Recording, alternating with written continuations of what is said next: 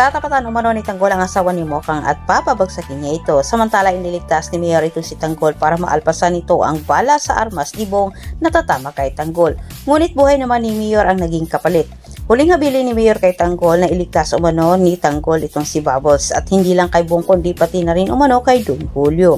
Bago binawian ng buhay itong si Mayor, sinabi niya kay Tanggol ang kwento sa buhay ni Bubbles at ang pangalan sa tunay na nanay nito na itong si Olga. Ngunit walang kamalay-malay itong si Tanggol na ito pala si Bing. Samantala, hindi na nagawa ni Bubbles na makipaglaban dito kay Bong. Nang pinagtangkaan ni Bong, natikman ang sariwang bulaklak ni Bubbles. At habang itong si Marcelo ay pinanunood lang niya ang lahat ng nangyayari at kabilang na dito sa ginawa ni Bong kay Bubbles. Ngunit itong si Tanggol ay mabilis na sumaklolo. Pinataob niya itong si Bong. Walang kaalam-alam itong si Marcelo na ang babaeng iniligtas si Tanggol ay ang kanyang anak.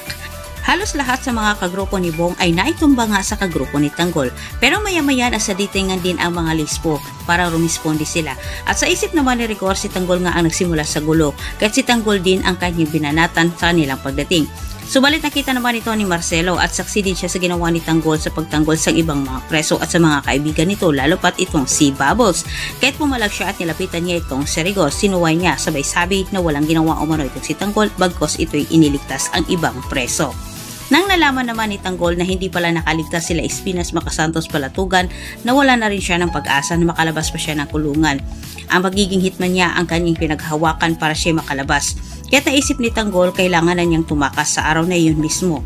Sa kabilang banda naman, nakipagkita na nga itong si Ramon kay Don Facundo para pag-usapan umano ang kanilang mga negosyo at magsanib puwersa. Balak ni Don Julio Ramon na sila naman ang pumunta sa mansyon nila Don Facundo para formal daw umanong ipakilala kay David at ang kanyang apo na babae. Samantala, sinadya naman ni Tanggol na siya lang mag-isang tumakas para hindi na umano madamay ang kanyang mga kaibigan sa kanyang gagawin kahit kumilos si Tanggol na mag-isa. Subalit siya nakita naman ni Marcelo. Ang akala naman ni Tanggol na siya isumbong sa mga lispo, pero sinabi ni Marcelo na siya samahan. Gawa ng gusto rin niyang balikan itong si Don Julio. Samantala, nakarating din kay Olga na buhay pala itong si Marcelo at kasalukuyang ito ay nakakulong. Sinabi sa isip ni Olga, ngayong nasa iisang kulungan umano itong si Marcelo at Bubbles, hindi malabong magkikita ang mag-ama.